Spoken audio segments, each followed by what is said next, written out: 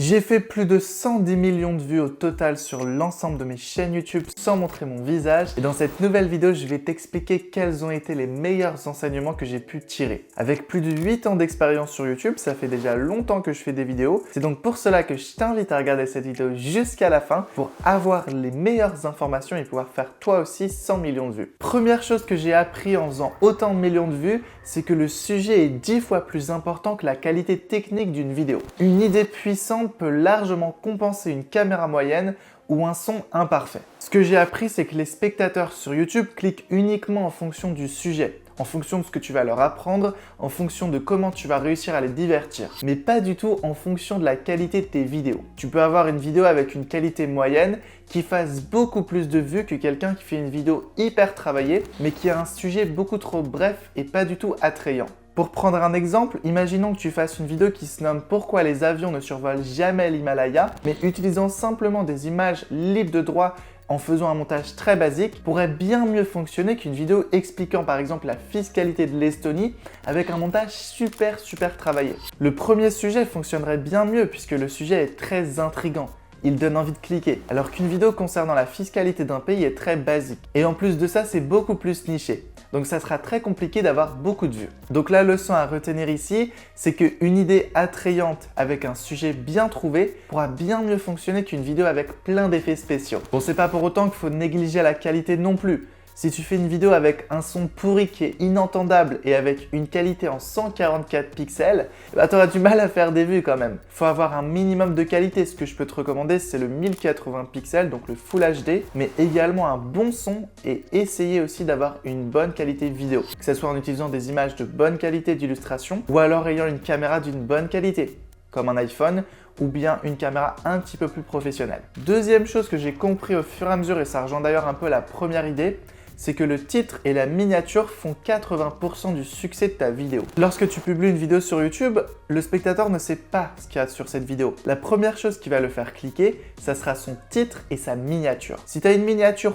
pourrie faite en 2 secondes avec un vieux logiciel et que ton titre est très moyen, qu'il n'est pas du tout optimisé pour le SEO, bah autant dire que même si ta vidéo est d'une super qualité, tu auras du mal à faire beaucoup de vues. Tu auras du mal à sortir dans les résultats de recherche de l'algorithme YouTube. Sur YouTube, c'est très important d'avoir un bon CTR, ce qu'on appelle en français un taux de clic. C'est ce qui signifie que lorsqu'une personne verra ta miniature affichée, que ce soit sur son écran d'accueil YouTube ou alors dans les vidéos recommandées, elle cliquera sur ta vidéo. Et lorsque tu auras un bon taux de clic, ta vidéo sera beaucoup mieux référencée et par la suite, elle fera beaucoup plus de vues. Une bonne miniature déclenche toujours une émotion, que ce soit la peur, l'indignation, la tristesse, la colère ou encore l'admiration. Ce qu'il faut retenir ici, c'est qu'il faut autant travailler son packaging que son contenu. Donc il faut bien sûr que ton montage soit d'une super qualité, mais il faut avant toute chose que ton titre et ta miniature soient super bien optimisés. Il faut donner envie au spectateur de cliquer sur ta vidéo, ce qui fait que son CTR sera meilleur et donc qu'elle sera mieux mise en avant sur YouTube et qu'elle fera beaucoup plus de vues que la concurrence. Autre chose à savoir, l'algorithme YouTube favorise l'attention et pas forcément la beauté d'une vidéo. YouTube en lui-même veut que l'audience reste le plus longtemps possible sur sa plateforme. C'est vrai que maintenant, en 2025, il y a beaucoup de concurrents à YouTube, que ce soit TikTok, Instagram, Facebook, et donc ils se battent tous pour garder le plus longtemps possible leurs utilisateurs sur leur plateforme. C'est pour cette raison qu'une vidéo ayant un taux de rétention de 60%, c'est-à-dire admettons qu'une de tes vidéos fasse 10 minutes, et bien ton audience elle reste en moyenne 60% sur la durée de cette vidéo, donc en moyenne elle reste 6 minutes sur ta vidéo.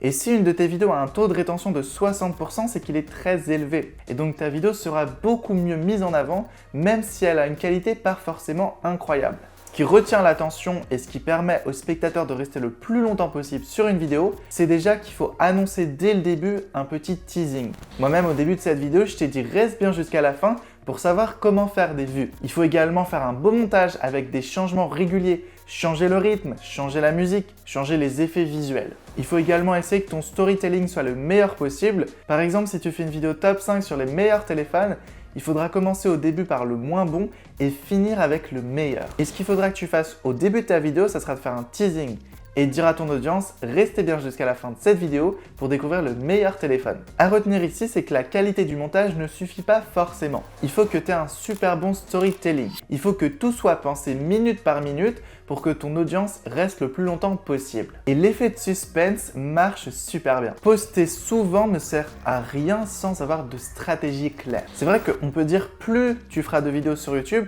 plus tu seras mis en avant. Alors techniquement c'est vrai.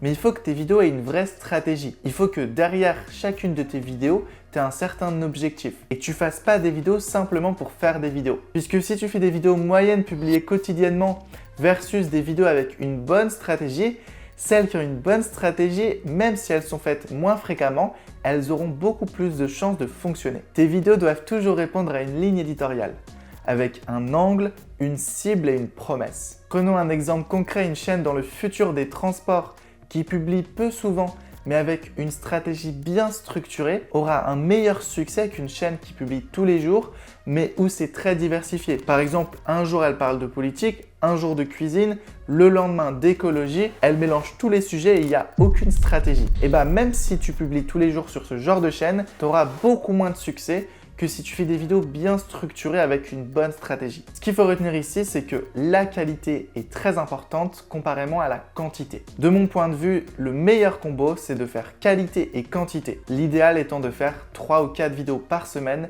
et ayant une super qualité. Autre chose que j'ai appris sur le long terme, c'est que les vidéos qui explosent sont presque jamais celles qu'on attendait. Tu peux passer 50 heures sur une vidéo et tu crois qu'elle est parfaite, qu'elle va faire des millions de vues et au final, 3000 vues. Alors qu'il m'est déjà arrivé de faire une vidéo vite fait sans vraiment avoir une qualité incroyable, mais vu que c'était un sujet d'actualité ou un sujet tendance, ça a beaucoup mieux fonctionné. Alors même que je m'y attendais pas forcément. C'est vrai que c'est souvent le contexte dans lequel tu publies ta vidéo qui fait son effet. Par exemple, en fonction de l'actualité, en fonction d'une tendance qu'il y aurait sur TikTok et que tu mets sur YouTube. Ça peut faire un vrai effet boule de neige. Et c'est ce qui peut faire que ça déclenche un succès sur ta vidéo. Exemple de l'une de mes chaînes YouTube concernant le militaire, j'ai fait une vidéo il y a quelques semaines concernant le Pakistan. Et celle-ci a complètement explosé en raison du contexte d'actualité. Effectivement, il y avait un conflit récemment entre l'Inde et le Pakistan, ce qui fait que ma vidéo, en fait, elle avait été faite il y a plusieurs mois et elle a complètement explosé, puisque je l'ai sortie au bon moment. Ce qu'il y a à retenir ici, c'est que les vrais succès sont parfois accidentels. Tu penseras peut-être que certaines des vidéos que tu mettras en ligne exploseront, et en fait, ça sera tout le contraire, et ça sera des vidéos que tu auras fait en 5 minutes qui fonctionneront super bien. Et dernière chose que je peux conclure avec mes années d'expérience, c'est que les chaînes les plus constantes sont celles qui fonctionnent le mieux sur le long terme. Comme dans les investissements ou tout autre aspect de la vie, plus tu seras constant et régulier et plus tu travailleras, plus le succès sera garanti sur le long terme. L'algorithme YouTube, il favorise les chaînes constantes qui publient régulièrement. Bien sûr, comme on l'a vu avant, il faut que la qualité soit garantie également. Il faut que tu aies une bonne stratégie. Dis-toi que même si tu fais 5000 vues par vidéo, ce qui peut te sembler pas énorme, mais en fait, au bout de 100 vidéos, tu auras fait 500 000 vues. Et il y aura forcément plusieurs de ces vidéos qui dépasseront largement les 5000 vues. Il y aura un effet boule de neige sur le long terme et je te garantis qu'elles feront beaucoup plus de vues. Le plus dur sur YouTube, ça n'est pas d'avoir une vidéo virale. Le plus dur, c'est de tenir sur la durée. Ce n'est pas d'abandonner au bout d'1 an ou 2 ans. Il faut vraiment être constant et se dire que c'est sur du long terme. Il y a beaucoup de personnes qui se lancent sur YouTube et elles se disent bon, je vais essayer. Quelques semaines après, quelques mois après, voire 1 ou 2 ans après, elles se disent bon, ça fonctionne pas, je vais complètement arrêter. Et bien ça, c'est probablement la pire erreur. Effectivement, moi-même, ma première chaîne YouTube, elle a mis des années avant d'atteindre le succès où elle est aujourd'hui. Elle dispose maintenant de plus de 400 000 abonnés et au total, j'ai réalisé rien qu'avec celle-ci plus de 50 millions de vues. Mais ça te montre qu'il faut jamais abandonner. La chose à retenir ici, c'est que c'est pas le talent qui gagne, mais c'est la discipline. Comme dans le sport d'ailleurs. Plus tu vas à la salle de sport, plus tu auras des muscles. C'est pareil sur YouTube. Plus tu publies, plus tu auras forcément des résultats sur le long terme. Ce qu'il faut retenir ainsi, c'est que YouTube, c'est pas une chance. YouTube, c'est une vraie stratégie à avoir sur le long terme. Faut toujours garder à l'esprit les objectifs de pourquoi tu t'es lancé sur YouTube et tu verras que ça fonctionnera forcément. Dis-moi en commentaire laquelle de ces leçons a pour toi été la plus impactante. N'hésite pas à retrouver le premier lien en description pour passer de l'autre côté et moi je te dis à la prochaine pour une future vidéo. Ciao ciao!